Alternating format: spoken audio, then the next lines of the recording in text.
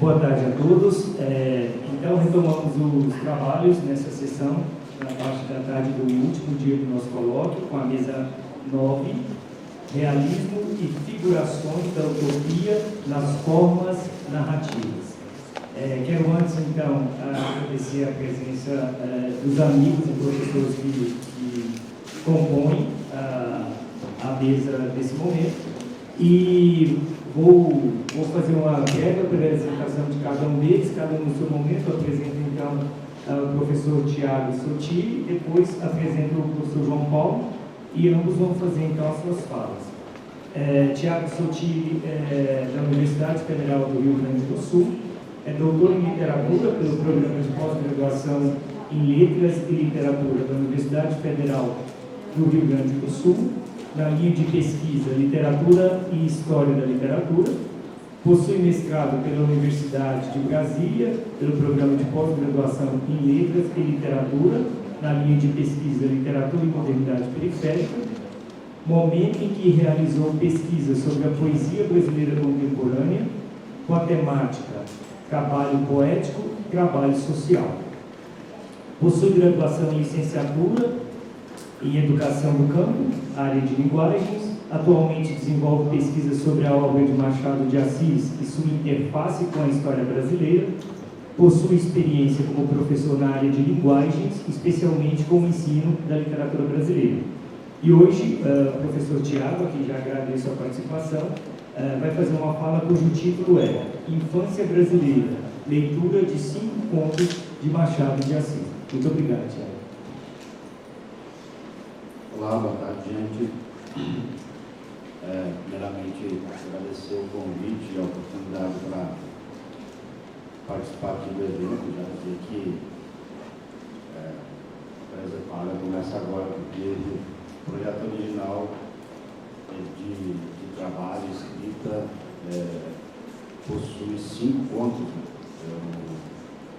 É uma história que a gente começou ali com a Ana e com a Adriane para uma publicação na Expressão Popular.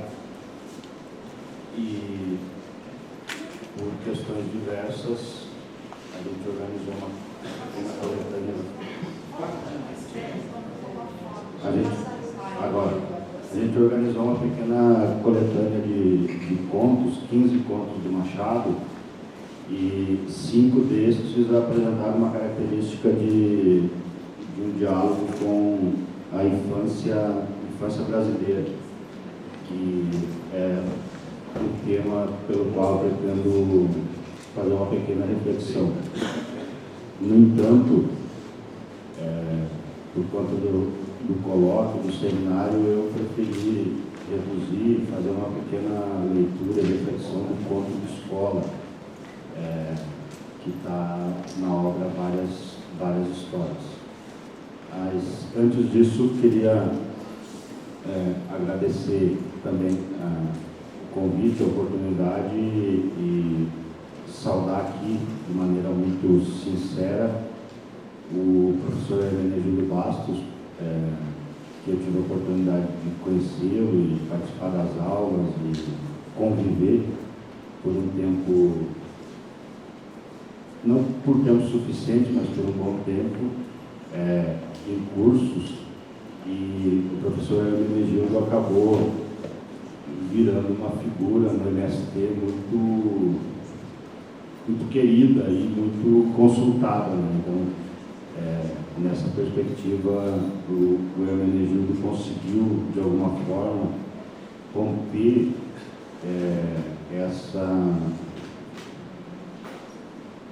o círculo dele, digamos assim, a bolha da universidade, e saiu para fora. Eu me lembro com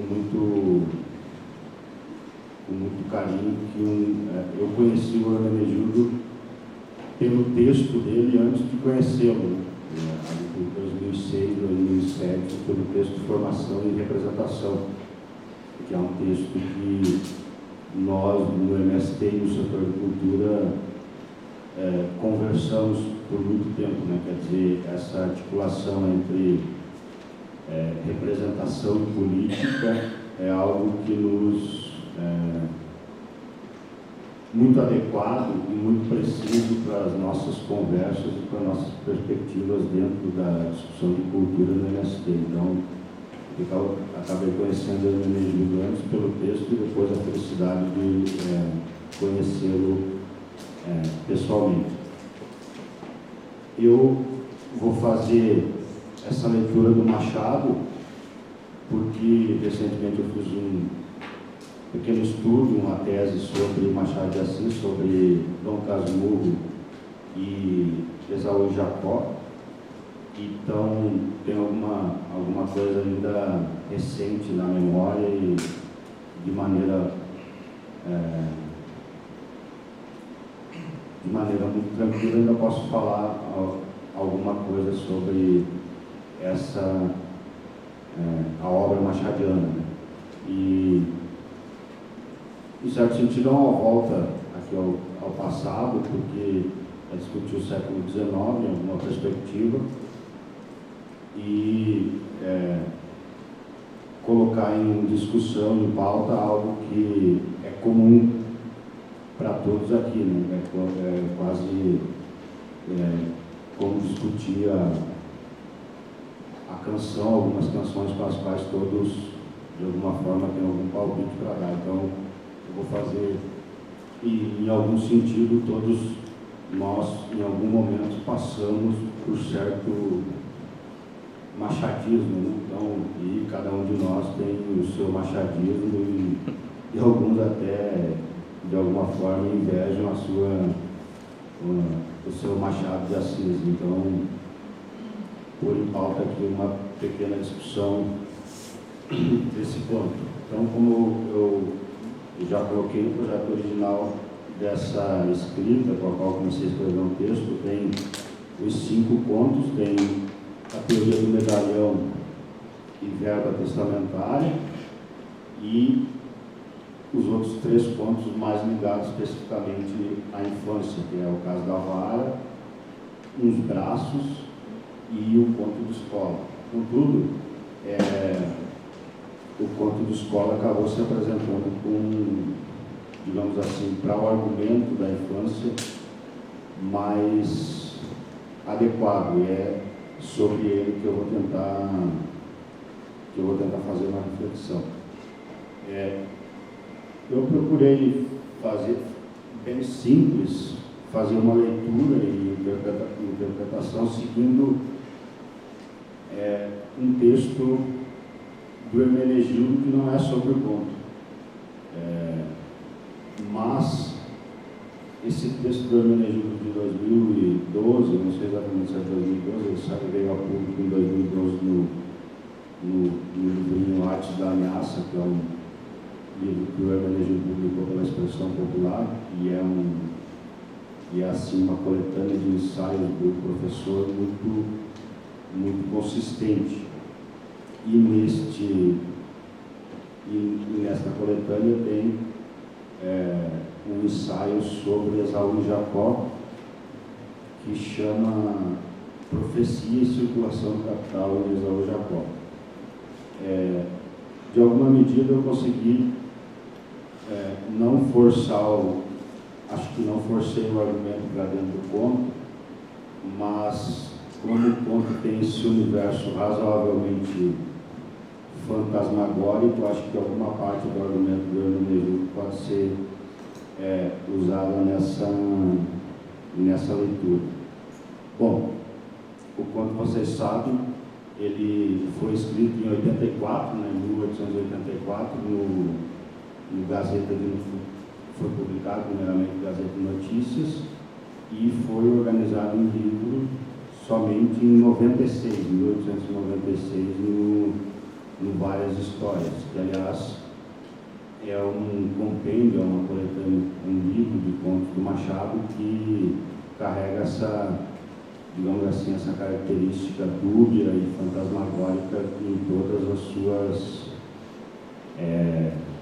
em todos os contos que ali ele organizou. Eu não fiz muitas anotações do conto, então eu trouxe o livro aqui para ler algumas partes. Tem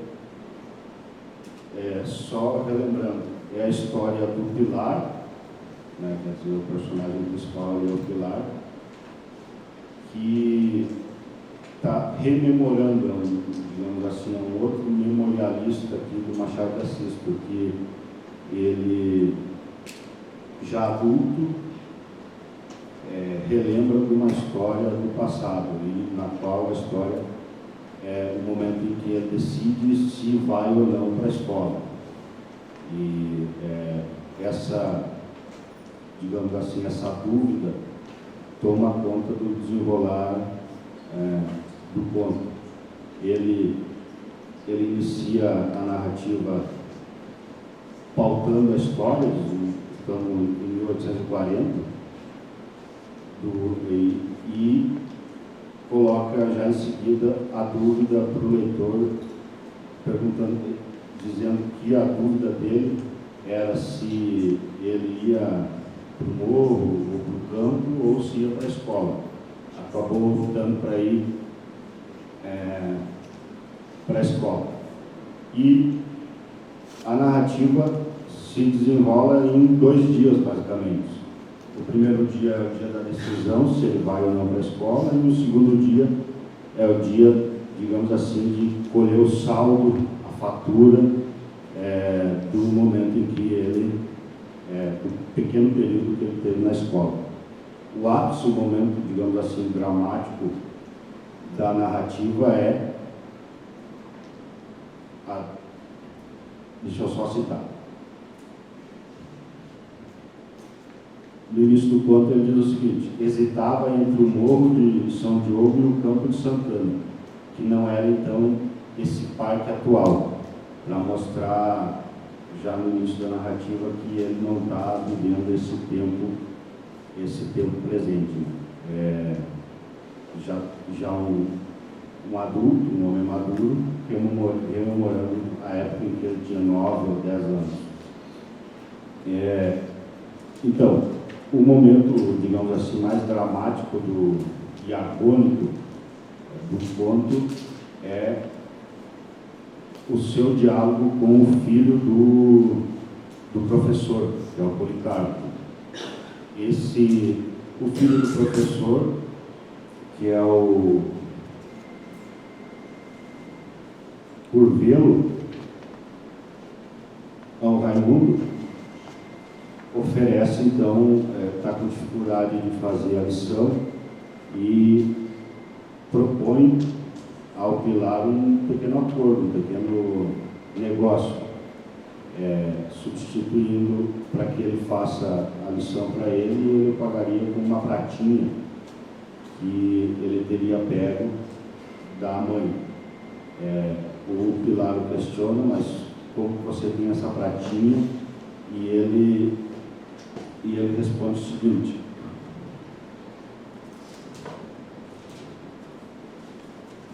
é muito interessante porque é a parte mais... E aí então o narrador Pilar, lá na frente, contando em seguida, depois de toda essa agonia, porque tinha que ser algo às escuras, digamos assim, né? O professor não podia ver, porque certamente viria o castigo, um diálogo meio truncado, em que o menino chamava, ele respondia, mas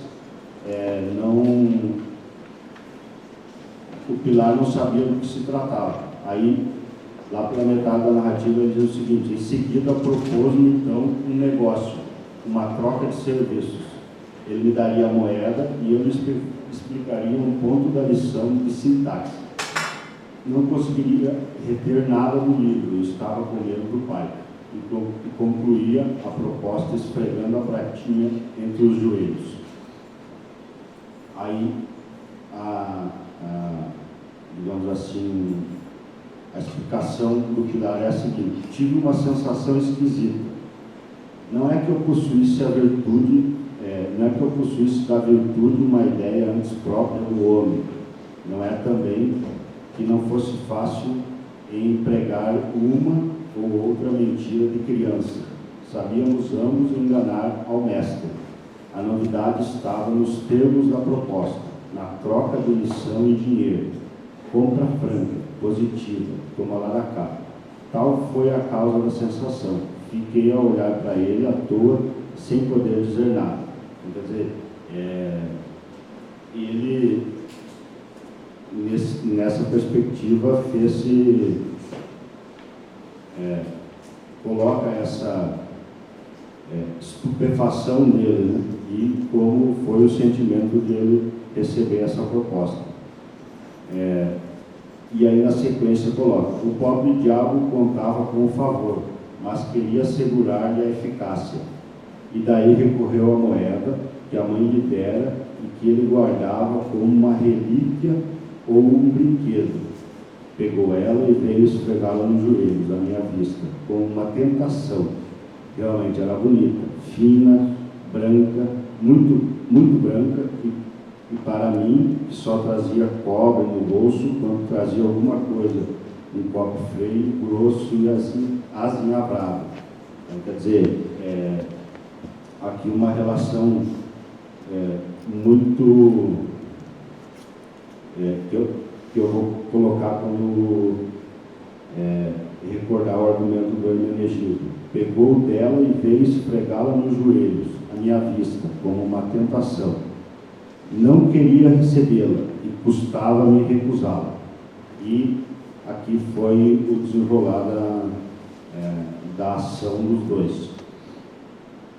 Então, em seguida, o terceiro personagem, digamos assim, o quarto personagem entra na história, que é um outro menino que acompanhou a ação de negociação e contou ao professor. E o professor tirou a pratinha do pilar, castigou os dois com a palmatória e jogou a pratinha fora. O pilar foi para casa, não contou para a mãe o que tinha acontecido, porque estava com as mãos inchadas, mas à noite sonhou com a pratinha. E sonhou numa perspectiva de se ele podia, no outro dia, ele sonhou que teria encontrado essa pratinha, mas acordou e foi atrás dela e não encontrou. E nessa ida atrás novamente da pratinha, ele ficou na dúvida se ia para a escola novamente ou não. Aí ele finaliza: voltei. Na rua encontrei uma companhia do batalhão de fuzileiros, tambor à frente rufando. Não podia ouvir isso quieto, os soldados vinham batendo o pé rápido.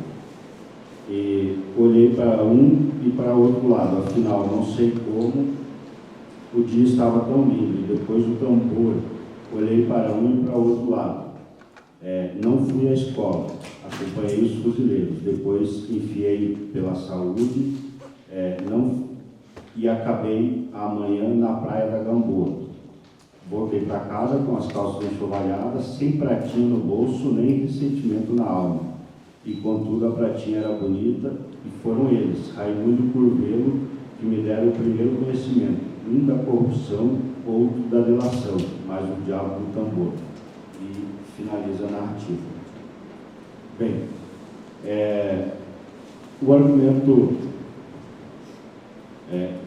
principal primeiro, esse memorialista, um outro tipo de memorialista aqui do Machado, que vocês vejam, de 1884, portanto, depois de Memórias Póstumas, mas antes de Dom Casmurro, que é o mais famoso memorialista do Machado. E em alguma perspectiva a gente pergunta qual a razão dele lembrar exatamente, já possivelmente em idade madura, 35 ou 40 anos, dessa passagem da vida dele que ficou uma marca, e ele não sabe exatamente que marca é essa. No ensaio do Hermenegildo, A Circulação e Profecia do Capital, o Hermenegildo diz o seguinte: Machado de Assis se compraz em criar duplicidades de pontos de vista. Com esses jogos de técnica tem a ver com o destino, como esse jogo de técnica tem a ver com o destino dos homens. Nesse sentido, há uma ação aqui de duplicidade e de decisão que o Pilar não consegue, em alguma medida, escapar. Ele não sabe se vai para a escola, não sabe se vai brincar, não sabe se vai para o morro, e nessa perspectiva tem a ver, em certo sentido, com o seu próprio destino. O Hermenegildo acrescenta: a criação de duplicidades de ponto de vistas é, pois, uma estratégia do escritor para aprender a matéria narrada. Trata-se de um elemento da modernidade do escritor. É uma forma de representar o mundo problematizado, o mundo não harmônico, que no fundo é o mundo da luta de classes. Que vocês vejam que existe claramente essa questão de classes. Eu não coloquei, mas os dois, digamos, pais que aparecem no conto são o pai do Pilar, que bate nele e deseja que ele seja um capitalista, alguém de posses. O professor, que é o adulto, pai do Curvelo, que acaba sendo também castigado de alguma forma, e essa, digamos assim, essa duplicidade, essa questão que o conto coloca, acaba por lembrar essa perspectiva. Aí cito novamente o Hermenegildo: assim, a indecisão ou o imprevisível coexiste com a brutal previsibilidade. Esta é a contradição a ser explorada. Quer dizer, então, a indecisão e o imprevisível que acontece ali no campo também, em alguma medida, acabam sendo previsíveis, porque o Pilar foge da escola e o seu destino fica como alguém que não possui, né, esse destino. E, finalmente, chegando nessa questão do fantasmagórico, da pratinha, mais uma citação do Hermenegildo. Diz ele: o valor é fantasmagórico, imperativo, daí a incapacidade de decidir, ou a incapacidade de mudar e se deixar levar. Se a política é a capacidade de mudar, o fantasmagórico talvez seja a forma de expressão em que a política começa a se anular. Então vocês vejam que a razão pela qual, aqui forçando um pouquinho o argumento, a razão pela qual dessa memória de infância que ele retrata é justamente esse apego meio de tentação, como ele mesmo coloca, pela tal pratinha, pelo tal dinheiro, né? Porque como até o final do conto ele não a esqueceu, sonhou com ela, voltou para procurá-la, não encontrou, assim ele o fez também na idade adulta, né? Quer dizer, ele aos 40 anos rememorou e possivelmente a pratinha ainda estava na cabeça dele. Então, e ele não conseguiu encontrar e saiu vagando pelo mundo com as calças enxovalhadas e, como ele mesmo se refere, sem escrúpulo. Foi assim Então, essa pratinha, o dinheiro, tem uma dupla natureza. Por um lado é uma coisa vil, por outro, algo sobre-humano, quase divino. Eu devo lembrar que quando ele descobriu, o professor descobriu o negócio, o castigo foi pior. Ele tirou a pratinha, então algo que faz mal, é vil, mas ao mesmo tempo é maior que eles nessa perspectiva. Então, finalizando, são 4 pontos que eu gostaria de destacar. Primeiro, já mencionei, esse outro memorialista do Machado, atomizado, né? Um sujeito que vaga pelo mundo e encontra... Aqui dá para lembrar, em certo sentido, até a ideia lukácsiana da teoria do romance, sujeito que não reconhece o mundo, não reconhece a realidade, não o reconhece, e ele não reconhece a realidade. O segundo ponto é o contrato, a legenda, né? Quer dizer, aqui há um contrato firmado, digamos assim, por baixo dos panos, mas não deixa de ser um contrato, é uma legenda, e é algo exposto, não exposto claramente, mas algo que fica, digamos assim, nítido, né? A certa altura diz, em seguida, ele me propôs um negócio, uma troca de serviços. Então, vejam, 1840, um terreno histórico de, aqui é a crise da maioridade, lá do Dom Pedro, né? Quer dizer, tem ainda regime monárquico, mas o nosso memorialista não está nesse regime monárquico mais, né? Ele já está na transição, possivelmente 75, 80, rememorando as coisas e pensando em uma perspectiva financeirizada, digamos assim, porque Cargas d'Água não conseguia achar aquela pratinha, porque se ela tivesse comigo, talvez tivesse algum rendimento nessa perspectiva da financiarização. O terceiro ponto funciona, em certa medida, como um rito de passagem também. Essa pratinha funciona como uma passada de bastão.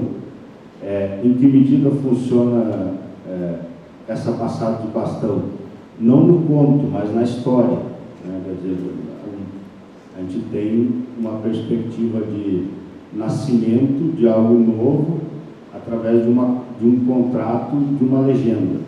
Então, e esse rito de passagem, ele é meio negado e ao mesmo tempo aceito. Ele diz o seguinte: não queria recebê-la, mas custava recusá-la. Então, esse rito de passagem, ele é, em alguma medida, um tanto forçado.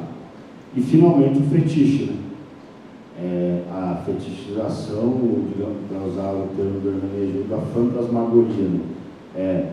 Pegou dela e veio esfregar, essa é uma situação do conto, quando o rapaz está propondo um negócio, né?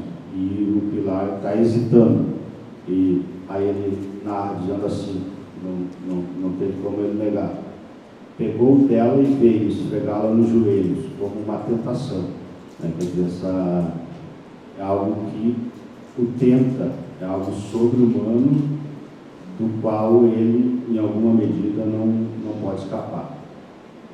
Então, esses 4 pontos, para finalizar, agradeço e passo aqui a palavra.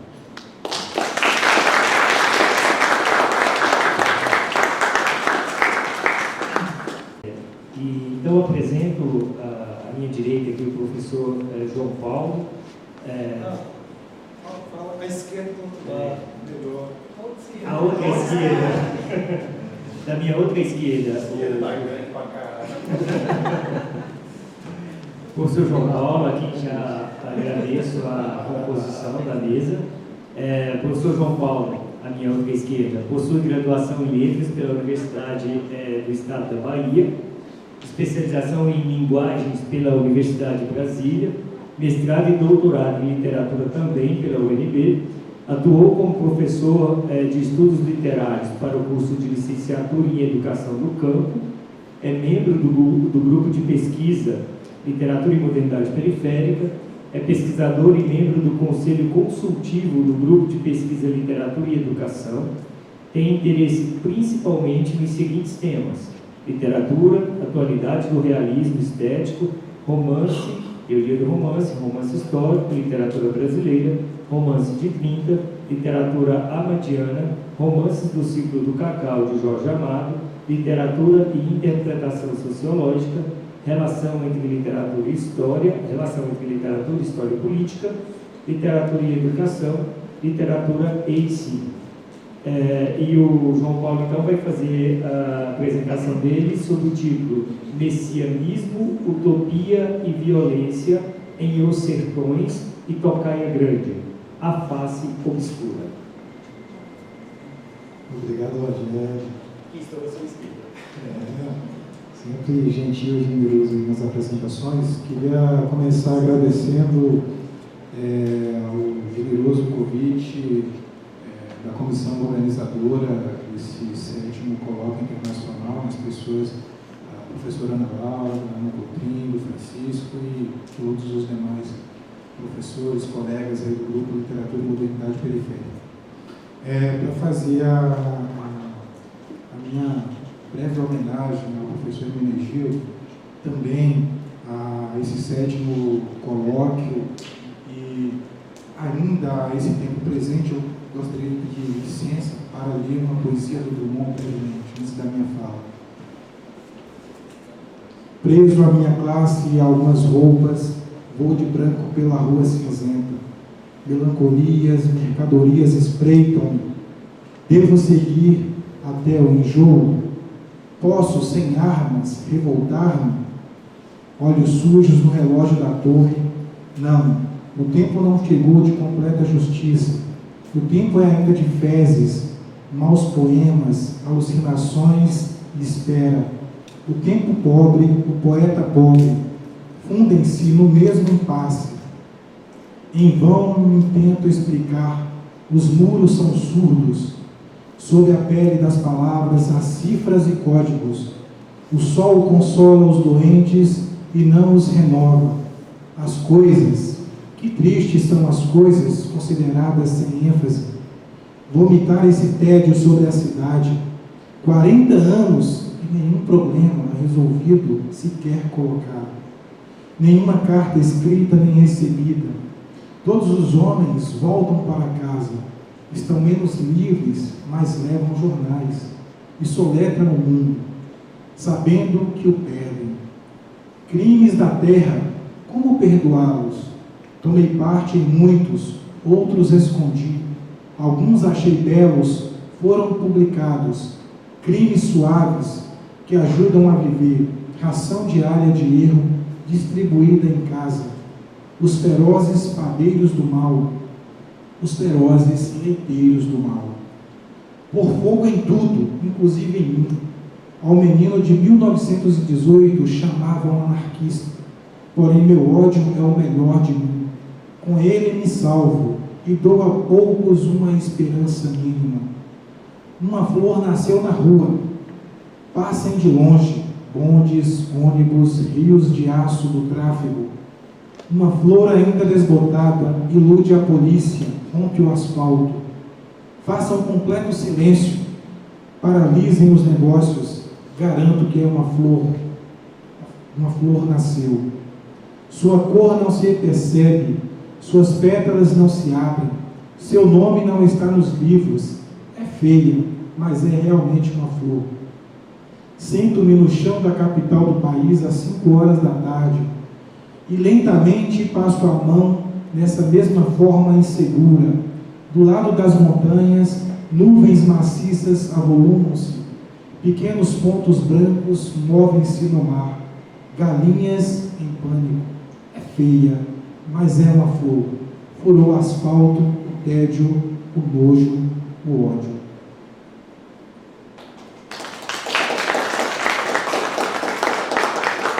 E a poesia da vida, que é a poesia viva, a poesia em que o mestre Hermenegildo acreditava, que ele escreveu, que ele produziu, que ele ensinou, que ele transmitiu, nos inspire a permanecer, e a dar continuidade ao seu legado. E é nesse sentido, então, que eu gostaria, né, de falar um pouco sobre a literatura brasileira, que para alguns, durante na virada do século XX para o XXI, né, teria se tornado cringe, aqui para dizer do professor Paulo Franchetti, um livro recente que ele publicou, ele fala um pouco de que a literatura brasileira tinha se tornado alguma coisa que era menor, por assim dizer, na contemporânea. Ele não defende isso, né, mas ele diz que havia uma tendência nesse sentido.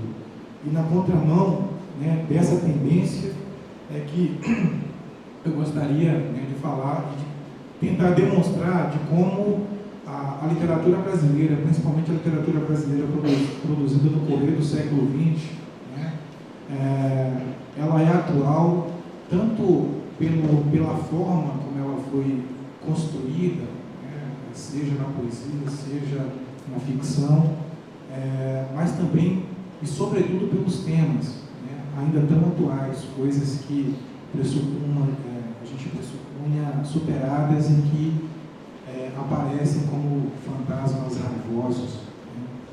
Então, avante. Eu preparei um pequeno texto, vou ler, né, eu acho que é melhor.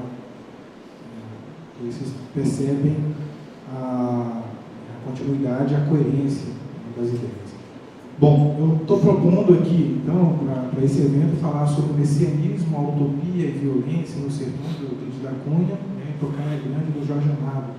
São duas grandes obras da literatura, de dois grandes escritores, uma do início do século, de 1902, né, e a outra já quase no final, de 1984. Né. Bom, eu vou então ler aqui. Caminhando a besta do Apocalipse, o beato Dioscórides marchava impávido para o dia do juízo final, conclamando penitentes nas vésperas do fim do mundo. A seu flanco, em vez de trombeta, o arcanjo anunciador conduzia uma lazarina, exercitava a pontaria. Esse é um trecho do romance do Jorge Amado, Tocaia Grande.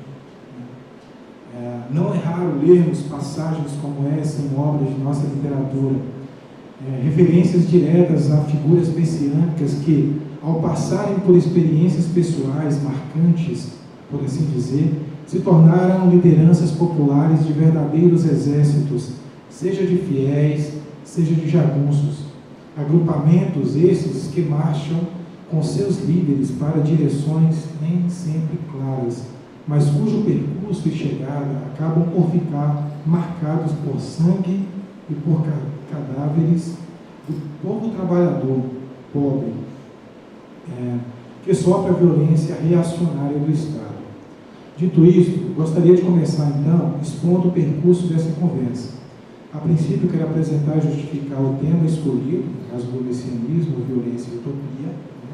E em seguida desejo levantar alguns aspectos conceituais importantes acerca do messianismo, das violências, especialmente aquelas promovidas pela força militar do Estado, e da utopia, que neste caso, diferentemente dos conceitos tratados, explorados aqui em vezes anteriores, nesses últimos 2 dias, né, me parece caminhar próximo daquilo que propõe o Thomas More.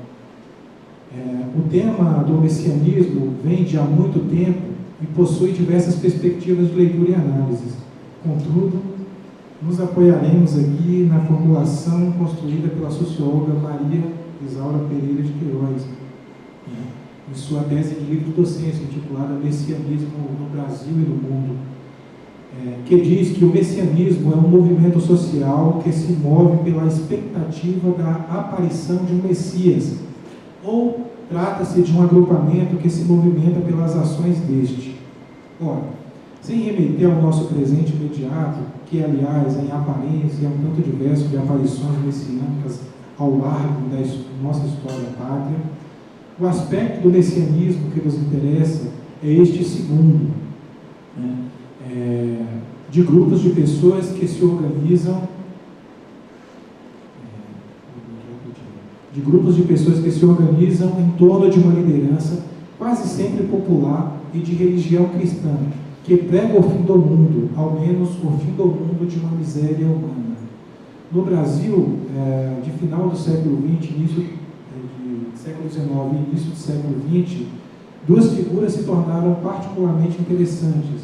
Falo dos beatos Antônio Conselheiro e do padre Cícero. O primeiro, mentalmente perturbado, saiu a caminhar pelos sertões e, no percurso, admiradores o seguiram, realizando trabalhos voluntários em povoados até a formação de uma cidadela, reconhecida por Canudos, na Bahia. O segundo, um padre suspenso de suas funções sacerdotais, que ingressou na vida política, realizando benfeitorias na cidade e no interior de Juazeiro do Norte. E o em comum entre os dois beatos é que ambos, rodeados e apoiados por cangaceiros, resistiram e repeliram forças oficiais adversárias. Para além desse aspecto em comum, tanto Maria Isaura Pereira de Queiroz quanto as obras literárias em questão atestam a capacidade e a importância do elemento utópico manifesto no messianismo. Dito isto, o personagem do beato Dioscórides, na citação Supra, apresenta-se como súmulo das ações e reações de homens como o Conselheiro e do padre Cícero, que, por sua vez, tem inspirações na figura de Cristo, e também do infante português Dom Sebastião, herdeiro da coroa, morto em combate. Pois bem, voltemos a nossa atenção às duas grandes obras de sua literatura que, cada um ao seu modo, apreende esteticamente movimentos ou tendências fundamentais de nossa formação social e política, que marcaram a virada do século XIX para o XX, como referido acima. Falo, obviamente, de Os Sertões de Euclides da Cunha, publicado em 1902, e do romance Tocaia Grande, A Face Obscura, de Jorge Amado, com publicação datada de 1984. Contudo, antes de irmos adiante, vale dizer que há outras obras interessantes que talvez em outro momento possamos falar sobre elas. Refiro-me a livros como A Pedra do Reino, de 1971, do escritor Ariano Suassuna. Também podemos citar A Seara Vermelha, do próprio Jorge Amado, Pedra Bonita, publicado em 1938 por José Lins do Rego. Além de outras literaturas populares, como é o caso da literatura de cordel, que cultiva um interesse especial sobre o tema ou a utopia. Como resta evidente, parte da produção ficcional brasileira do século XX abordará o tema do messianismo, em especial aquela que traz a região Nordeste como referência ambiental, em termos geográficos, e temático. E também terá, na categoria da utopia, me parece que no sentido bem próximo do chamado, foi até comentado aqui, o chamado princípio e esperança do Bloch, que eu preciso me dedicar um pouco mais, compreender como é que funciona, um dos seus pilares. Isto vai estar bastante marcado em Jorge Amado, por exemplo. A literatura amadiana, durante toda a sua carreira de escritor, esse princípio e esperança, essa questão da utopia vai estar sempre lá marcada. Um dia, ele sempre vai ter uma frase como essa em seus romances. Um dia, o uso das reticências. Bom, falemos do romance amadiano, então, de 1984, Tocaia Grande. Eis uma narrativa ambiciosa que, no dizer do autor, eu cito Jorge Amado, tentou pretender descobrir e revelar a face obscura, aquela que foi varrida dos compêndios de história por infame e degradante. Ainda quis, Jorge Amado, descer ao renegado começo, sentir a consistência do barro amassado com lama e sangue, capaz de enfrentar e superar a violência, a ambição, a mesquinhez, as leis do homem civilizado. Para isso, o escritor baiano cria uma cidade fictícia e passa a narrar em terceira pessoa e linearmente a história da formação de Tocaia Grande. Como ambiente narrativo, é situado na zona do Cacau, no sul da Bahia. lá, né, acompanhamos a história de coronéis, de jagunços, de prostitutas, de imigrantes, de sertanejos. Eu coloquei aqui de árabe, mas não é de árabe, né? O Fadul, eu vou me lembrar depois da palavra. Ele não é, inclusive tem uma briga aí, depois da fala dela na cultura, então eu nem me aventuro a colocar. Ah, turco. Não, mas não é turco, é uma singularidade.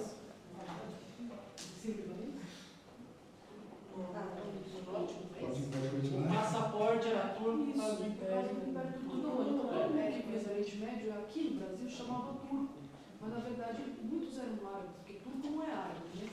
Mas muitos eram árabes, mas eles eram chamados de turcos. Inclusive na própria narrativa ele fica bravo quando chama ele de árabe, né? Ele gosta de ser chamado de turco mesmo. Ah, é? Então deve ser turco. Porque os árabes não gostavam de ser chamados de turco, não. Tem essa divergência. Aqui em Gabriela Cravo e Canela tem o Nassib, que é árabe.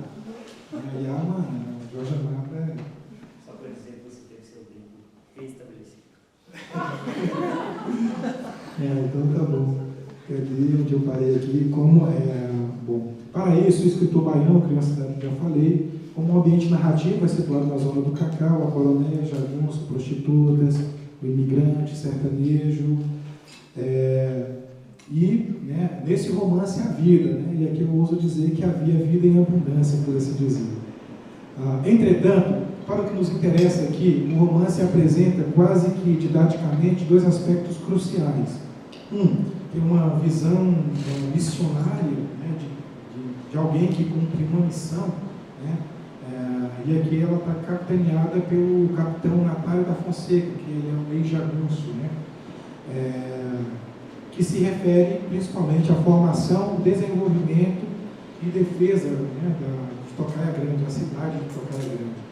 O outro sentido é o sentido da comunidade. A comunidade, um povoado organizado quase que, né, primitivamente, né, em moradias de barro, havia divisão social do trabalho, não havia contrato, mas que todo mundo sabia do seu papel e a fazia sem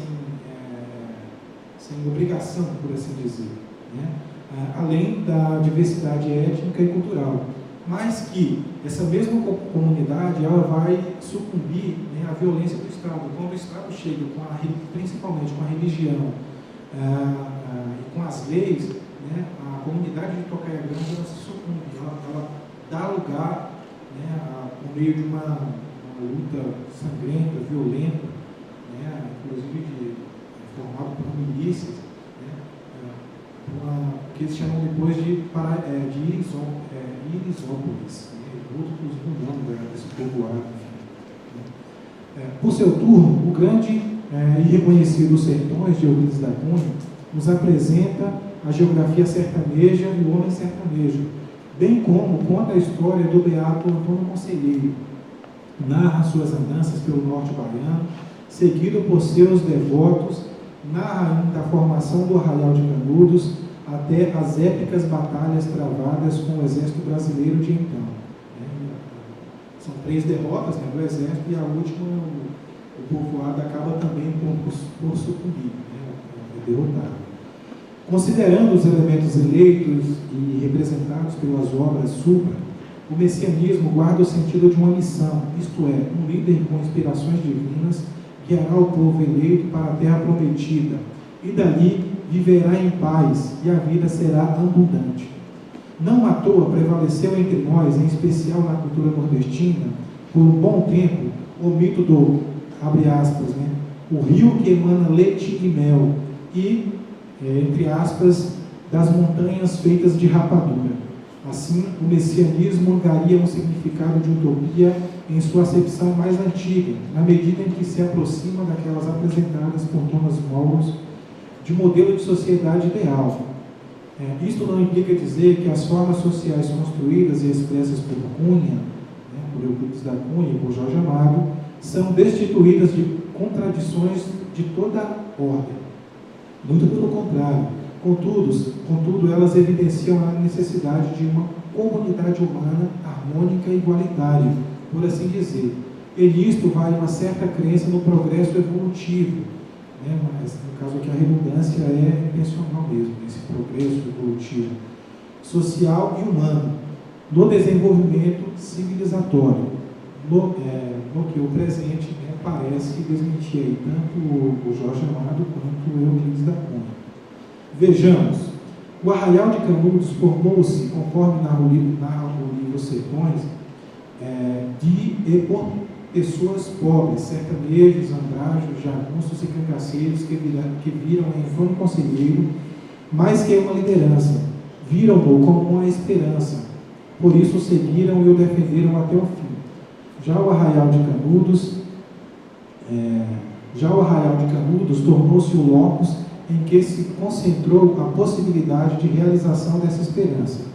O curioso da história de Canudos, e não só dele, é que sempre o Estado intervém com sua força militar de forma bastante violenta, visando minar toda e qualquer possibilidade de convulsão social protagonizada por movimentos populares. Colocado desta forma, parece algo ingênuo, entretanto não é. Na verdade, com a leitura de Tocaia Grande e de obras literárias mais recentes, fica evidente o caráter reacionário e violento do Estado.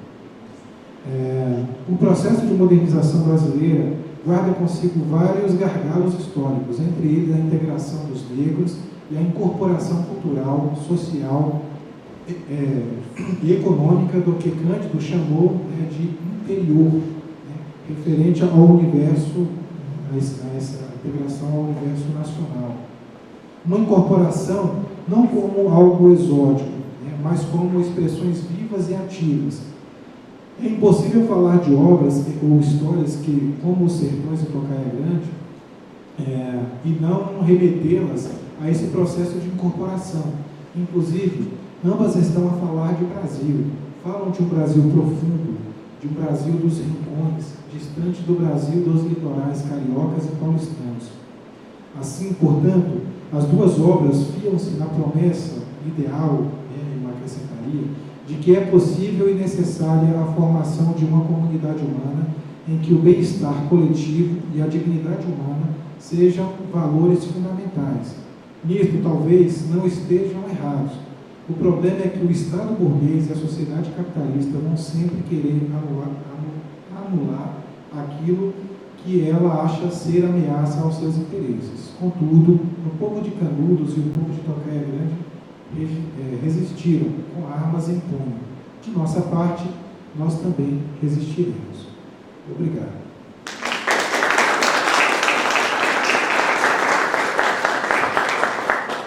Obrigado, João Paulo. Mais uma vez quero agradecer à mesa e parabenizá-la, né, pelas falas, e abrir agora para a discussão, para as perguntas. Estamos fazendo desde antes, acho que vale a pena abrir para um bloco e, se for possível, outro, se não, fica mesmo em um único bloco. Aproveitar para debater o pós-doc com o João Paulo, que o momento aí seu supervisor.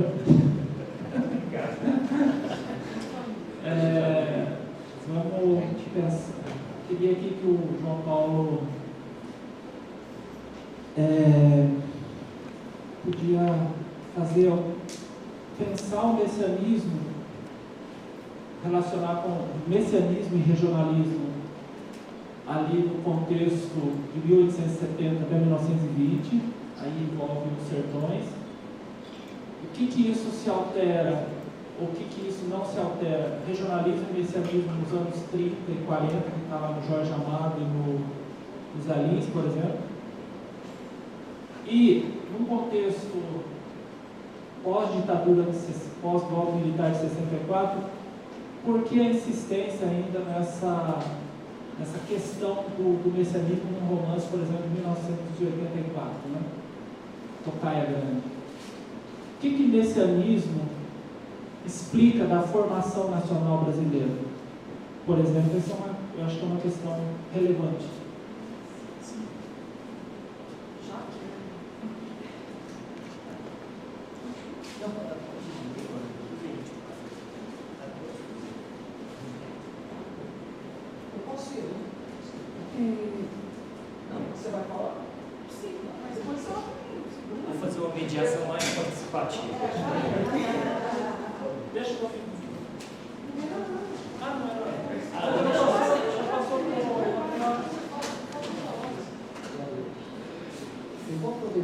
pergunta, o que é que o messianismo significa e tal, a formação do Brasil. Eu queria trazer essa questão, na verdade, para o Nordeste. Eu vou reformular da seguinte forma: o que é que o Nordeste significa e a literatura significa para a formação do Brasil? Você, que eu lembro que a gente sentou ali e conversou rapidinho no almoço, falamos um pouco sobre o Nordeste e, bom, também sou nordestino. Eu acho que há cada vez mais todas as razões da nossa época, a necessidade de se pensar no Nordeste. E o que é que o Nordeste significa, né, para o país, enfim, o que é o Nordeste, o que é ser nordestino, né? Exatamente. E a literatura deu uma grande contribuição, né? Houve um momento em que a literatura foi muito importante, né? Para a reflexão, enfim, as questões do próprio Nordeste, Zé Lins, o 13, né? Enfim, Graciliano Ramos. Enfim, eu acho que é essa a minha questão, né? Nordeste, Brasil, a literatura refletindo essas questões.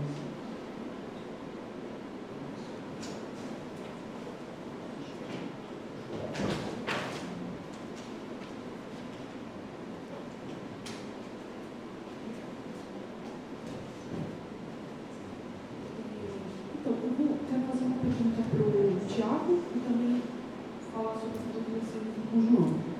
Tiago, eu adoro esse modelo de escola, acho sensacional. Eu trabalho aí também com meus alunos, principalmente o pessoal que vai fazer estágio, sabe, que vai trabalhar com o ensino médio e tal. Eu sempre uso esse ponto. Aí eu queria pedir para você desenvolver um pouco essa questão que você falou do rito de passagem, né, de saída, justamente com a delação e corrupção. Né? E também tem um aspecto que eu queria saber o que você pensa sobre isso, que é assim, o fato do Raimundo ter essa dificuldade de estudar. Ele é o filho do professor e ele não aprende. Né? E o próprio protagonista, o Pilar, ele comenta assim, que para ele é muito fácil, né? Ele tem uma facilidade enorme com o estudo, enquanto que o Raimundo tem uma super dificuldade.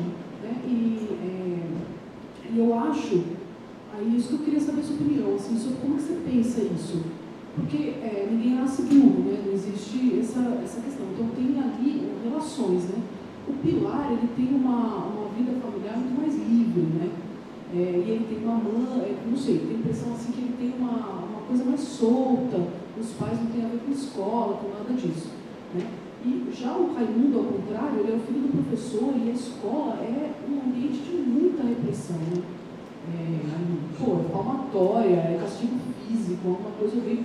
E não só palmatória e castigo físico, tem uma hora no conto que ele fala os xingamentos, né, que o professor dirigiu aos dois, né, ao Raimundo e ao Pilar, quando soube disso. Então, tipo humilhação mesmo, uma coisa de tratar o cara já como bandido, né, logo pequeno.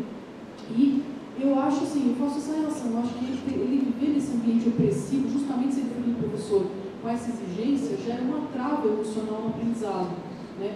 Eu acho que isso é uma coisa que o Machado está incluindo previamente aos vários estudos que depois vieram a ser feitos nesse sentido, como em várias ocasiões na obra do Machado eu acho que acontece isso, sabe? Ele já figura uma situação que posteriormente vai ser estudada na psicanálise, em outros campos, na pedagogia e tal. Eu queria que você comentasse essas duas coisas, a relação do rito de passagem justamente com a corrupção e com a delação, e essa dificuldade no Raimundo, que o obriga a fazer essa troca, né, esse toma lá da cá. E, João, eu queria que você também comentasse a questão do messianismo, né, porque eu acho que o messianismo, como você vê o messianismo com relação à formação de uma comunidade urbana, né? E para mim, a impressão que eu tenho é que ele é o oposto, justamente porque ele impede a formação de uma organização horizontal, né, das próprias pessoas se mobilizarem né, como sujeitos de si, do seu mundo, né, e o contrário, ficar aguardando, né, uma liderança, sei lá, um Messias de qualquer forma que ele tenha, né. Eu acho que o Brasil é muito tendente a esperar o Messias, em todos os sentidos, né. Acho um super problema, inclusive na esquerda. Recentemente eu recebi uma divulgação de uma propaganda do Lula que dizia: o homem está voltando. Eu acho muito problemático, sabe? Porque é como se viesse sempre um salvador, nunca a gente pudesse fazer nada por nós mesmos, como classe. Só que essas situações são o contrário, né? São a partir de um Messias se forma uma sociedade comunitária, né? De alguma forma, culto e tal. Enfim, queria que você comentasse um pouquinho essa relação da formação da comunidade, do socialismo e tal, com o messianismo. Obrigado.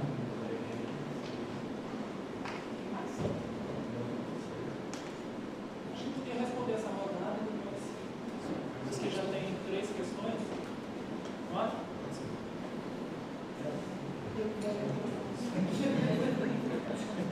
Se tivesse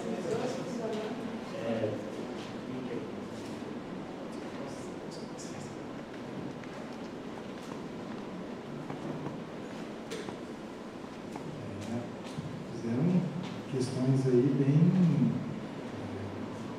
complexas, né? Assim, e que eu também tenho pensado. Essa discussão de pensar o messianismo, né? A presença do messianismo, um pouco essa ideia da própria utopia, né, que me parece muito presente, ela surgiu de uma mesa, né, que estava presente o Edivaldo, o Rogério, e aí uma conversa boa sobre o romance, né, principalmente sobre o romance histórico latino-americano e o romance brasileiro. Isso pareceu como uma tendência, né, e efetivamente eu estava levantando alguns materiais para preparar o Edivaldo, até adiantou ali as 2 novas aí, né? Estamos na pretensão, né? Na verdade, na construção de um projeto para pós-doutorado, do qual essa comunicação ela é parte, né? Já conversei com o mestre Homero e ele já aceitou o pedido, já deu sim, agora só organizar. Agora é público, tem saída agora. E efetivamente, assim, é uma questão muito complicada, porque tem a ver, né, pelo que eu tenho lido, né, de alguns materiais que eu tenho levantado, de que é um tema profundamente profundo, né, porque ele está ligado, sobretudo, na cultura popular. E aí, quando o Heine coloca essa questão principalmente do Nordeste, não dá para falar. Eu acho que a literatura, no fundo, a contribuição da literatura do século XX, ainda que é uma discussão, né, em relação ao modernismo, né, e mesmo depois, com a geração de 45, a geração de, eu acho que um dos momentos mais fecundos da nossa literatura, de fato, foi os anos 30, a literatura de 30, em que ela deu um mergulho no interior do Brasil, né, no sentido de descobrir. O próprio Cândido fala isso, né, ele escreve referente aos textos do Jorge Amado, né, documento, história e poesia, ele faz essa ressalva. Né, e tratar do messianismo, né, está muito diretamente ligado a essa região em particular, me parece, que tudo acontece lá. O Padre Cícero, né, efetivamente do Nordeste, o próprio Antônio Conselheiro, né, enfim, sem falar da própria influência. Você vê que eu não domino muito a carência da minha formação, por exemplo, que talvez agora esse estágio não tem condição disso, que é ver a influência, por exemplo, do sebastianismo, que tem muito a ver. Essa região do Nordeste ela tem uma influência forte, uma inspiração forte, né, do sebastianismo, né, e a questão dessa necessidade de você ter uma espécie de liderança, né, quase sempre religiosa, que está muito mudada, me parece, é uma impressão a princípio, de valores éticos, morais, humanistas, né? Está muito ligado mesmo a uma sociedade utópica, né? Que inclusive está muito ligado à ideia do próprio Brasil, como esse Brasil mito, que a Marilena Chauí, ela trata, né, do Brasil como esse paraíso na terra, né, o Éden na terra, de modo que o Nordeste, com todas as suas dificuldades climáticas, geográficas, mas do ponto de vista cultural ele consegue se sobressair. Bom, então, nesse sentido, eu acho que o messianismo ele tem uma importância. Nessas duas narrativas em particular, né, eu acho que elas aparecem de forma diferente. Por exemplo, nos sertões você tinha uma comunidade ideal, né, isso era evidente. Né, e a figura e o surgimento do próprio Antônio Conselheiro como liderança e o grupo que ele consegue colocar em torno de si, né, eu acho que é muito significativo e representativo disso. Né, e aí eu acho que tem um problema, que é uma coisa também que eu tenho me questionado, que é a questão do popular. Né? Você tem um povo ali, né? Você tem cangaceiros, por exemplo, né? Você tem jagunços, pessoas que lidam com a morte e com a vida, né? Contudo, dado as condições, pois desse Brasil da República Velha se coloca lá, né? O próprio conselheiro, inclusive, é um crítico da República. Né? E essas pessoas, as pessoas que estão ao redor dos fiéis, na sua maioria mesmo, são pessoas pobres, trabalhadoras, que não tinham nada, né? Nem antes nem depois, né? O que eles foram construindo foram as casas, né? E aí nisso vem o Estado com todo o seu aparato e dispara em cima devido a interesses, sobretudo político.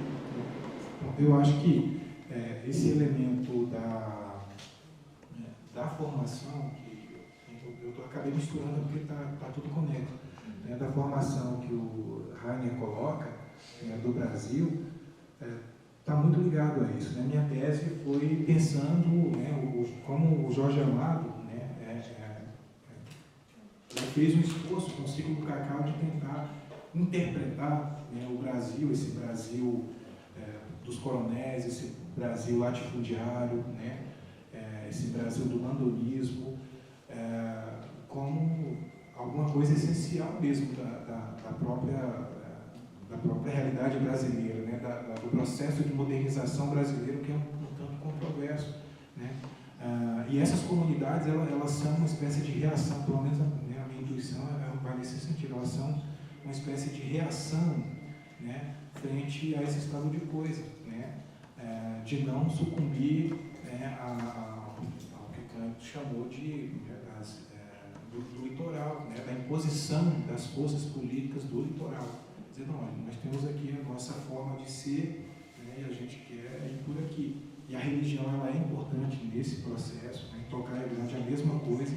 Você tem a formação de uma comunidade fictícia, que o Jorge Amado constrói, né, há uma diversidade étnica, né, você tem pessoas de várias origens sociais, né, de países diferentes, culturas diferentes, que está lá, que forma uma comunidade que está vivendo bem, né, enfrentando seus problemas normais. Né.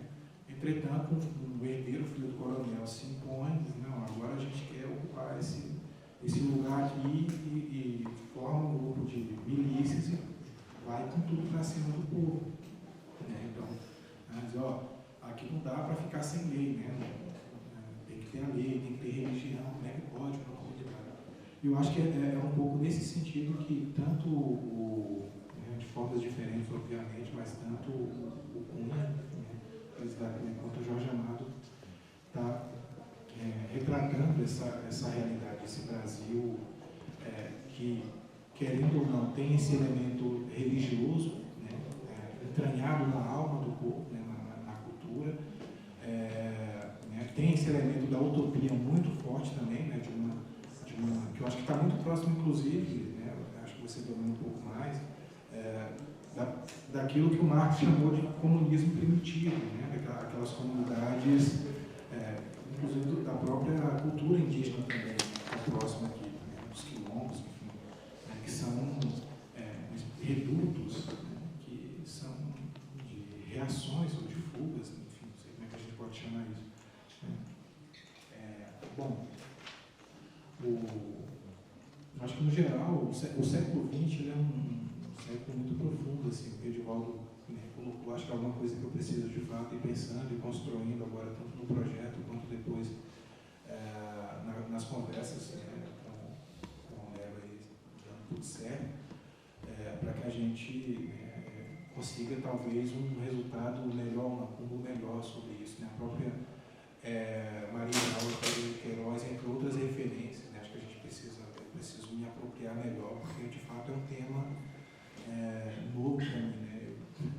Eu fiz a especialização, mestrado, doutorado com Jorge Amado. Perguntar qualquer coisa de Jorge Amado eu dou conta, assim, mas de outros autores ainda, de fato, recentemente tem lido, acabei de ler o livro do Suassuna, né? Como é que é? Eu até citei aqui. Deixa eu só voltar aqui que eu lembro já, né?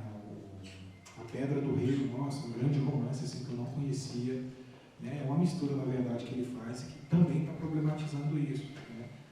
Ele inventa um reino lá no Nordeste, né? Inclusive na Paraíba, e ele cria toda uma situação, né? É um narrador em primeira pessoa que era um herdeiro, enfim, ele vai inventando um negócio meio doido. Aí tem a figura do Messias, um rei que era muito doidão, que matou o seu povo inteiro, assim, numa pedra, de sacrifício. Isso é bem revelador, né, do quão, de fato, violento, sangrento é o processo de formação. Parecem frases batidas, né? Mas quando a gente olha os dias atuais, a gente vai vendo isso. Né, eu estava falando do Messias, né, essa referência, essa figura nefasta que está aí, né, que o pessoal sempre alude ao nome do meio do indivíduo para justificar, né, essa ideia do Salvador, o que eu concordo também que é muito problemático. Né, e eu acho que ele é problemático justamente porque ele está, eu ouso dizer aqui, no momento em que porque ele está na essência da nossa formação. Né, desde a primeira missa, né, com jesuítas, depois com a expansão aos bandeirantes, né, acho que no sul lá, né, a luta dos 7 povos, enfim, né, das missões.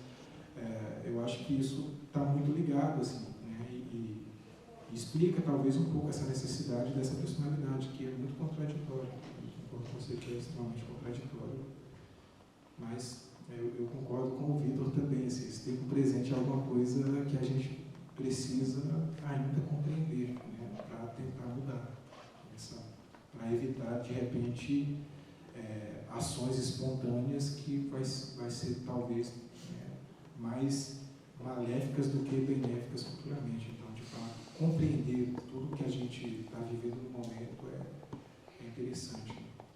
Então, mas no geral, acho que é isso mesmo, lembro, acumulando, e nesses momentos é importante por conta disso, a gente vai sempre aprendendo. Obrigado pelas perguntas, mais uma vez obrigado. A gente já tem a matéria a ser apresentada no colóquio do ano que vem pelo João Paulo. Né? Vai ser o produto final do pós-doc com o Homero. Vai ser bom, né? Contrato feito, né? Isso aí é assinado. Pois é uma outra parte enorme do conto, a violência. Né? Quer dizer, é um conto muito violento, embora não pareça. E violência em alguns níveis, se é que dá para dizer isso, mas a violência com a qual o Pilar lida, o pai é muito ríspido, do arsenal da guerra, ele é funcionário do arsenal de guerra, e ele sai para a escola por conta de uma surra, né? Ele vai para a escola por conta de uma surra. E por conta dessa surra, ele já adianta que o próprio Raimundo também. Só que a violência sofrida pelo Raimundo é muito mais, digamos, explicitada por ele e fica de um modo muito mais perverso, digamos assim. A cena mais dramática do conto, que é o vai e vem, que ele faz a proposta, o Raimundo tentando fazer a proposta para o Pilar, ganha assim, a metade quase da narrativa, assim, não é mais. E ele não consegue. E o Pilar fica dizendo, fala, não espera. Fala agora, não, está olhando. E ele é uma cena de muita opressão, tanto por parte do Pilar, quanto do olhar da turma e do próprio professor. Tem que lembrar que, por conta dessa violência, o Raimundo, que é filho do Policarpo, que é o professor, ele chega depois e sai antes. Quer dizer, é muito, muito interessante. Ele não admite estar na aula, na sala, antes que o pai chegue para ensinar a lição. E o desfecho ali da situação dramática encerra-se com violência, termina com violência.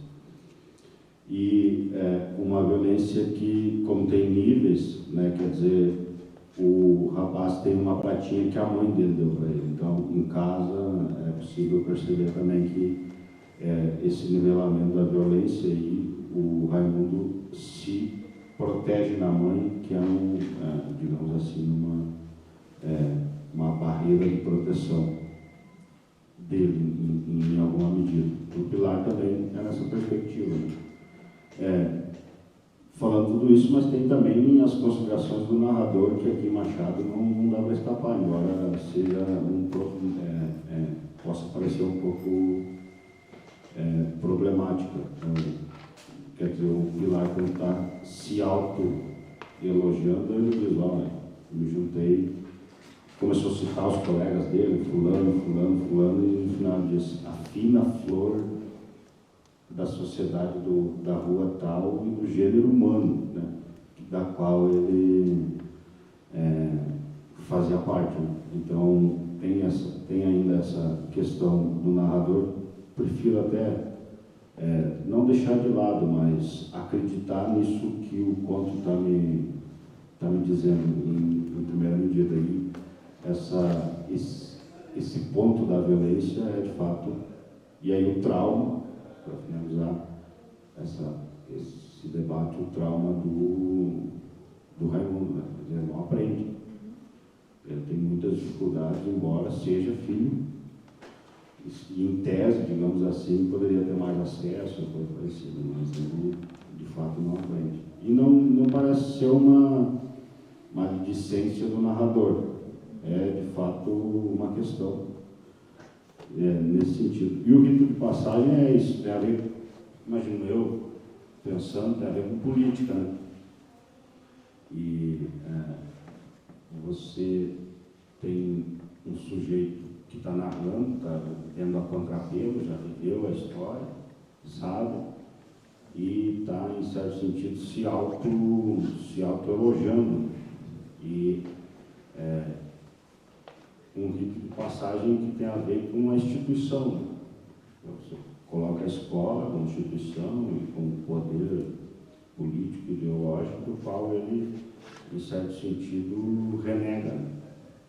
E nessa perspectiva de renegar, ele tem nessas duplicidades que eu destaquei que o Hermenegildo levanta, ele opta, em certo sentido, por uma terceira via que não existe, que não fica clara, ele vai vagar. Né? Então, esse rito de passagem é para algo que é completamente superficial, digamos assim, ou até mesmo inexistente, né? Porque a gente não... Então, é um rito de passagem para algo que já está pré-estabelecido e foge do poder de decisão dele. Ele vai ser, por conta da posse, por conta da questão de classe que ele vai se salvar, mas os demais não. Então, esse rito de passagem tem a ver com essa questão da duplicidade aí, e da política,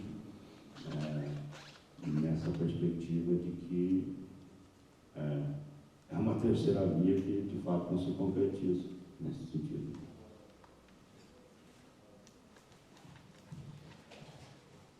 Temos algum tempo ainda? Ou temos alguma pergunta? Acho que é melhor dizer.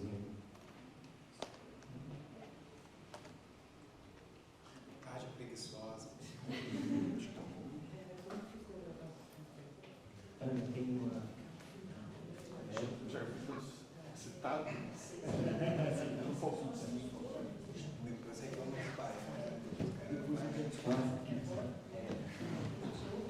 Tá bom, prazer ouvir a reflexão dos jovens, né, estão mobilizados em torno também de clássicos, vamos assim, da literatura brasileira.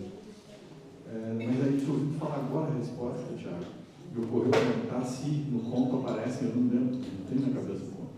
Existem aquelas referências meio eruditas, né, que fazem muito parte do tipo de duplicidade que o Machado usa, né? A Santos faz uma citação de Shakespeare, etc. Eu acho que nesse ponto não. Mas o andamento é muito elaborado, então uma retórica que necessariamente é de alguém altamente letrado e que está chegando a uma espécie de também chave de ouro, que é da corrupção e da delação. Então tem a rima em não ainda. Então o problema os hispânicos aqui presentes também, né? Como é que se lidar com essa praga da língua em não, né? Desculpa.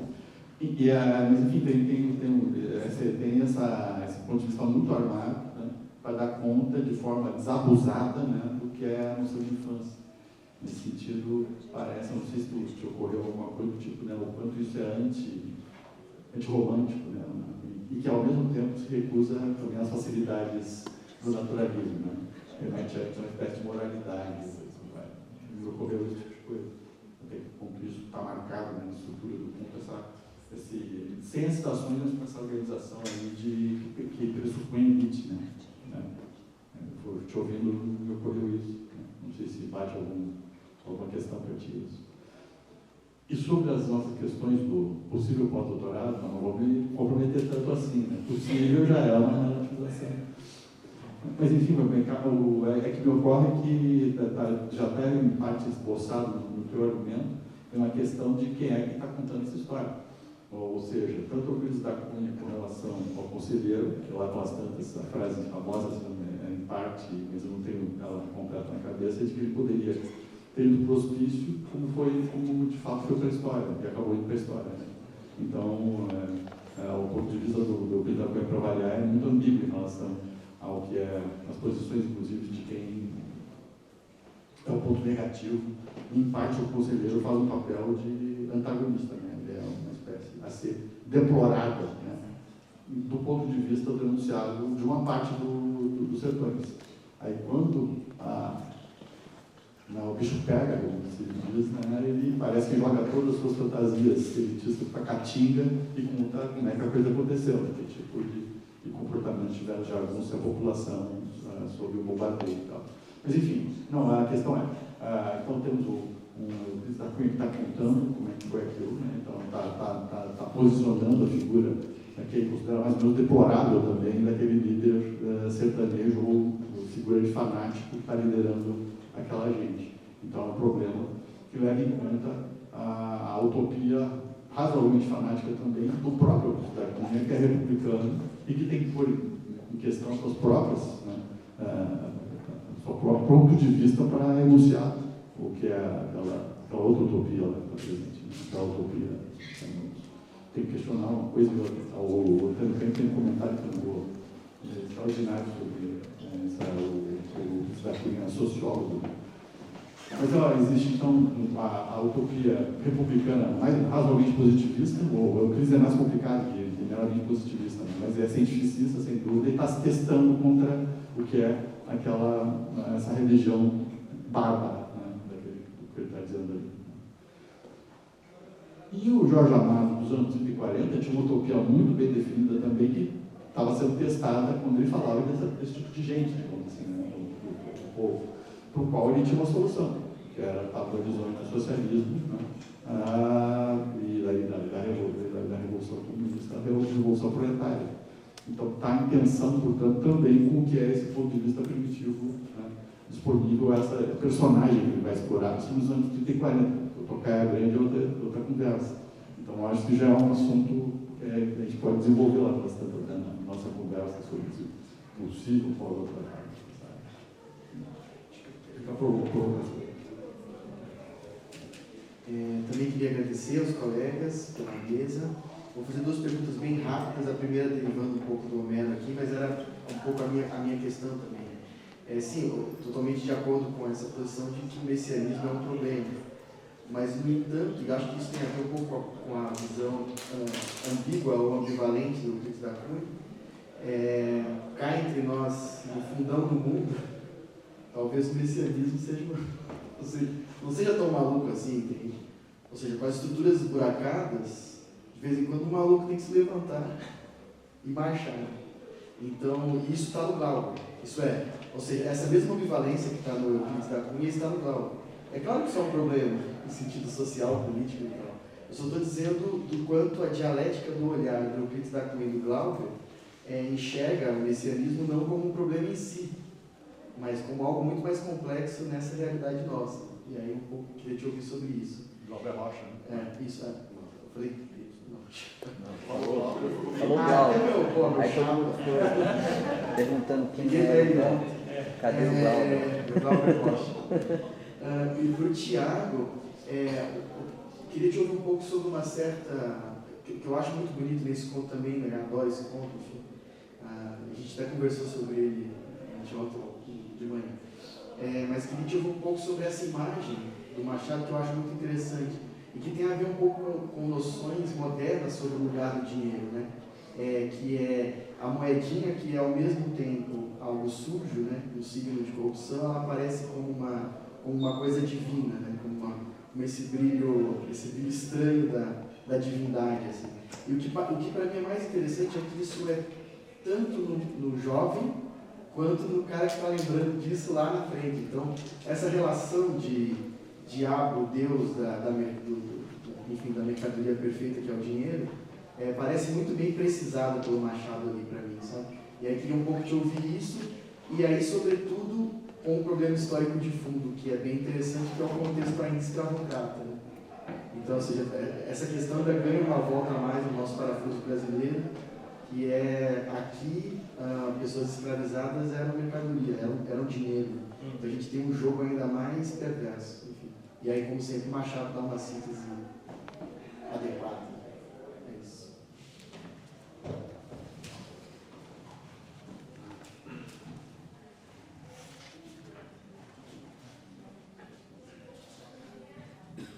Eu vou fazer o seguinte: o Homero, na fala dele, ele mencionou primeiro o Tiago, então eu vou seguir essa ordem. Então vai, Tiago responde, Homero e Guto, e depois João Paulo. Bem rápido. Não, é muito, digamos assim, erudito a escrita, mas muito bem armado a narrativa em primeira pessoa do conto escola. Não há essas referências canônicas, explícitas, mas há, por exemplo, uma que pode funcionar, talvez, para esse argumento, ele está no meio da controvérsia lá, paga, não paga, faz a lição, não sei o que e tal, e lá bastante ele diz: não esqueçam que estávamos no fim da regência, que era uma grande agitação pública. Policarpo tinha, de certo, algum partido, mas nunca pôde averiguar-se. Quer dizer, ele está ali nas reminiscências de molecagem e tal, vou pegar moeda, não pego, faço a lição, mas a coisa salta, digamos assim, da política, né? Lá do cara maduro contando. Não esqueça que a gente estava vivendo uma confusão aqui, o negócio da maioridade, estava assumindo a maioridade, estava numa agitação pública, né? Tem a Constituinte a primeira Constituinte alguns anos antes. Então, quer dizer, tem, obviamente, essa armação, né, muito bem feita e muito bem elaborada aqui, faz parte do estilo aqui. E em relação a isso, a temática do dinheiro quer dizer, é muito profunda no Machado, né? Quer dizer, eu vou usar o exemplo do Esaú Jacó, em que tem lá no início do romance o Senhor das Almas, que é o nobre, que ganha a nota dos R$2.000 das duas, da mãe e da Natividade. E depois essa nota vai reaparecer lá no encilhamento, lá no final, né, com o sujeito rico já, em que ele hesita em dar para um outro sujeito, um outro cara da igreja, ele hesita em dar uma esmola, bota a mão no bolso e a mão em cima de uma nota e pensa, será que é a mesma? Mas não era mais a mesma porque ali no romance tinha passado o encilhamento já, né? Tinha essa coisa do encilhamento e da especulação, então já tinha a financiarização, já tinha acontecido. Aqui não. Aqui escravidão ainda, 1840, e quer dizer, essa moeda tem, acho que essa parte suja, que diz respeito a esse lado da moeda, e a parte, digamos assim, mais cristalina e mais meridiana dela diz respeito a essa divinização e também fantasmagoria dessa característica. Mas é muito instigante essa questão do dinheiro e como o Machado já o vê de forma dúbia, né? E trata muito bem disso.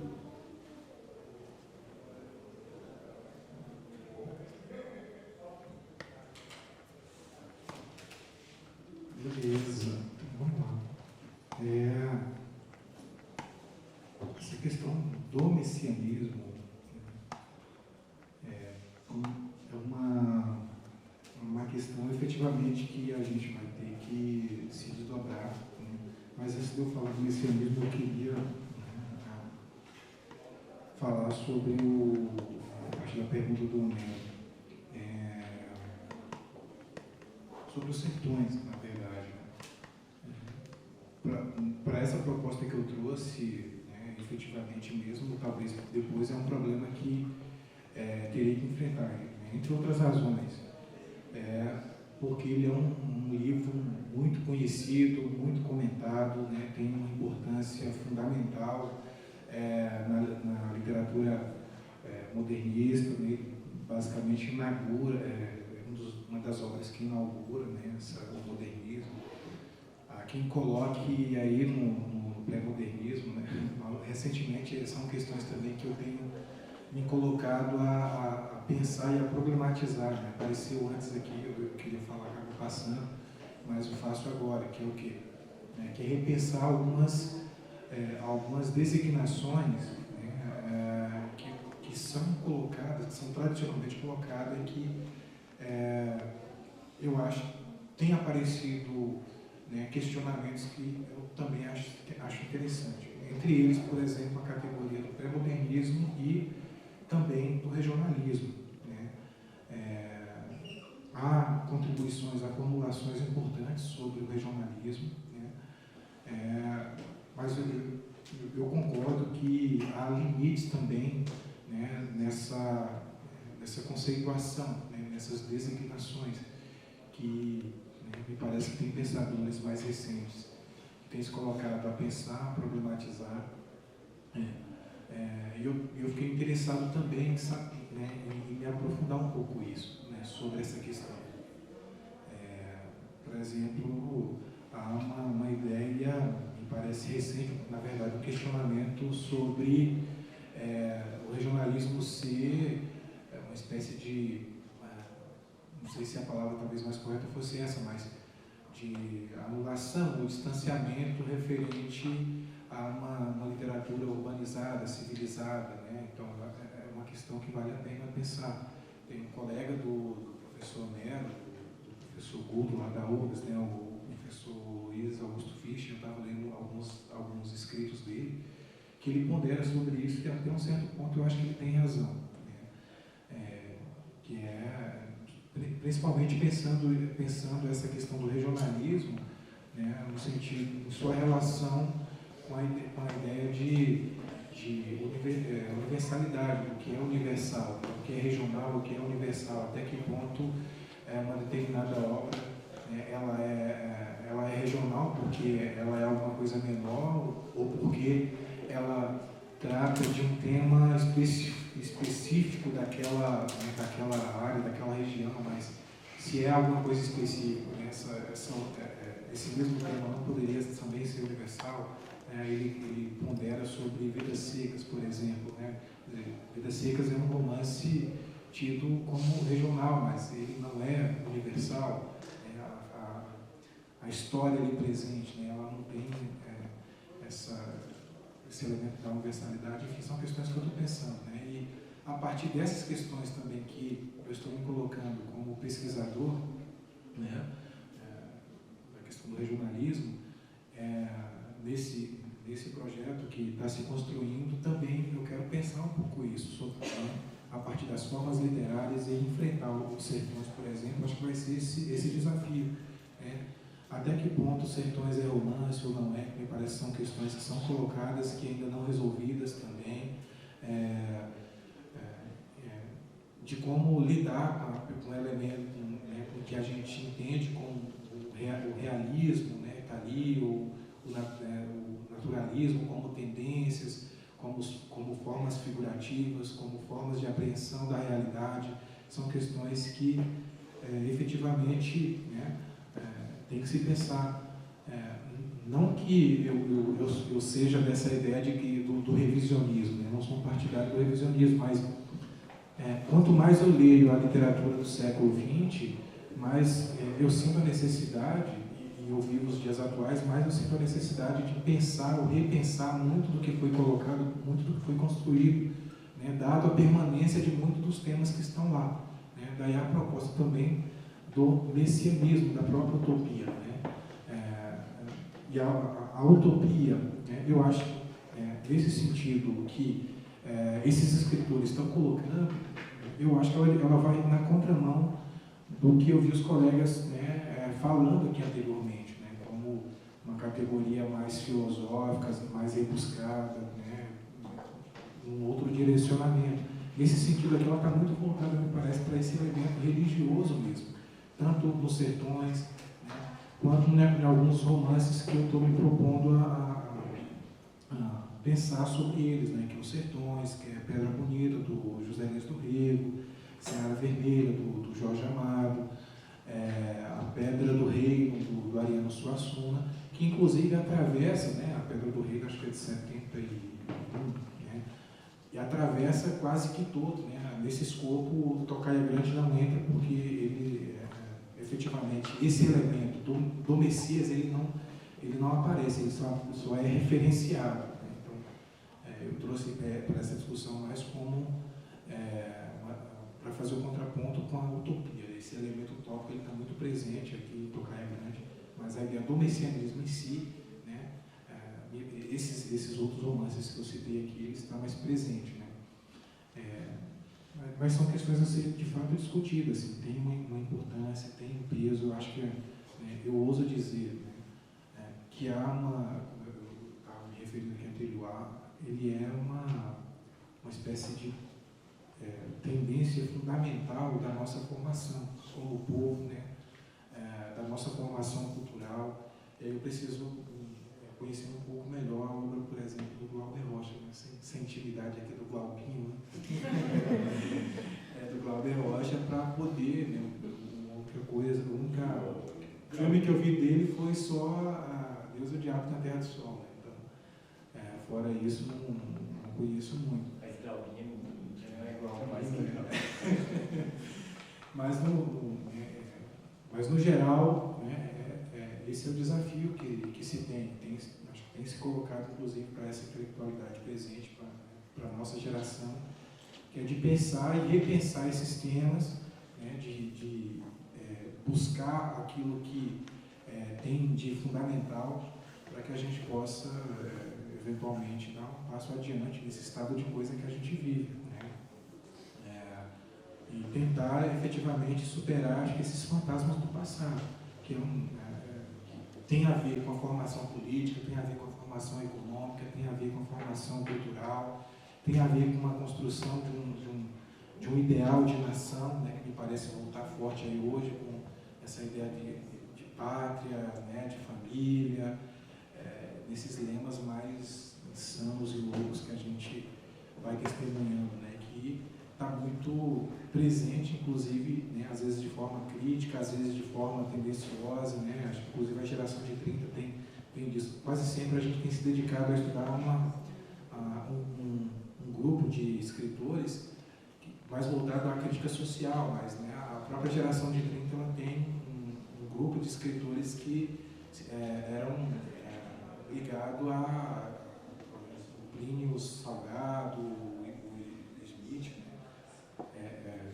escreviam voltado à religião, né, à defesa da religião católica, assim, tinha um posicionamento ali mais próximo da ação integralista depois, né, que precisa ser revista, precisa ser analisada. Mas, no geral, é isso. Mais uma vez, agradeço as perguntas, agradeço a atenção de todos, agradeço a organização, ao Rogério, sempre generoso, ao Tiago aqui pela companhia. Mais obrigado e até a vitória. João, antes de você encerrar, só um comentário que você falou que tinha que ver o filme, eu acho que tem que ver a canção também. Por exemplo, o Zé Ramalho tem ali alguma coisa do messianismo também. Tem aquela música Mundo que virá, de uma estrela colorida, brilhante e tal. Né? Então, acho que a canção, né, acho que tem que entrar aí nesse seu pacote aí. O desafio é soltar o gritando. Bom, então, damos por encerrada a sessão dessa tarde.